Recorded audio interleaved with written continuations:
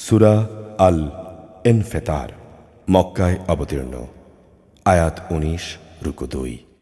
বিসমিল্লাহির রহমানির রহিম। যখন আসমান ফেটে পড়বে, যখন তারাগুলো সব ঝরে পড়বে, যখন সাগরকে উত্তাল করে তোলা হবে, যখন কবরগুলো উপড়ে ফেলা হবে, তখন প্রতিটি মানুষই জেনে যাবে সে এখানকার জন্য কি পাঠিয়েছে এবং কি এমন কাজ সে রেখে এসেছিল যার পাপ পুণ্য কিয়ামত পর্যন্ত তার হিসেবে জমা হয়েছে।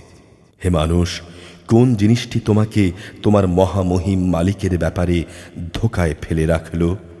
যিনি তোমাকে সৃষ্টি করেছেন, অতঃপর তিনি তোমাকে সোজা সুঠাম করেছেন এবং তোমাকে সুসামঞ্জস্য করেছেন।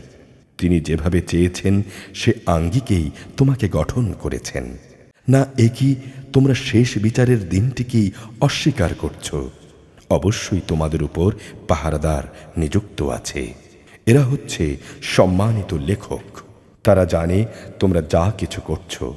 নিঃসন্দেহে নেক লোকেরা সেদিন আল্লাহর অসীম নিয়ামতে পরমানন্দে থাকবে, আর অবশ্যই পাপী তাপীরা থাকবে জাহান্নামে।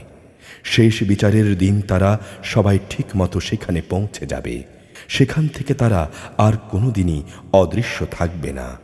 তুমি কি জানো শেষ বিচারের দিনটি কি? তুমি কি আসলেই জানো সে দিনটি কি? যেদিন কোনো মানুষই একজন আরেকজনের কাজে আসবে না। সেদিন ফয়সালার চূড়ান্ত ক্ষমতা থাকবে আল্লাহ তাআলার হাতে।